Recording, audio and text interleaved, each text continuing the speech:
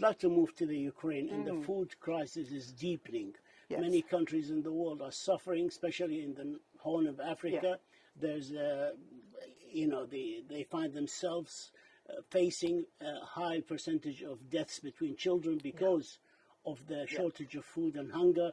In Sudan, 1 in 4 will be severely malnourished in the near future.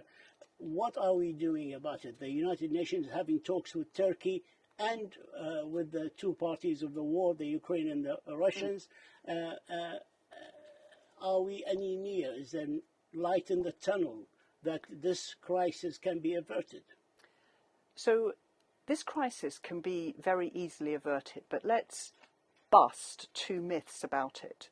The first is that sanctions has nothing to do with this. There is no sanctions on humanitarian food, and we know that Russian ships are getting food out of the Black Sea. So there's nothing to do with sanctions here.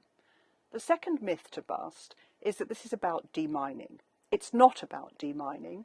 It is about lifting the Russian blockade of the Ukrainian ports.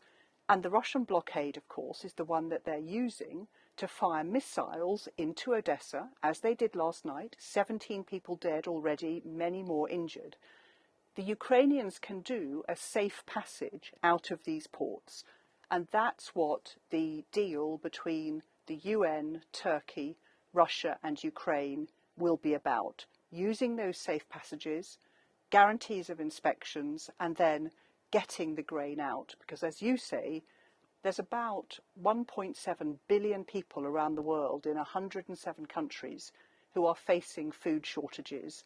We're seeing food prices rise in Africa by around 60%. People can't afford that.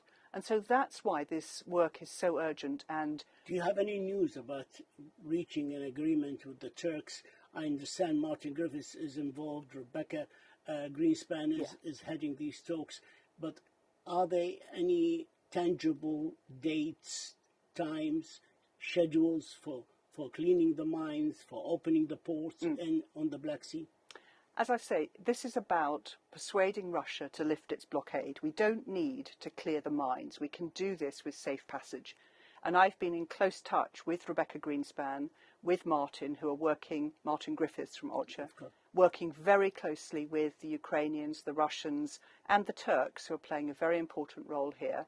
And I think we are inching towards a package, but at the moment we haven't got that over the line. And the really important thing now is for Russia to lift its blockade on the Ukrainian ports.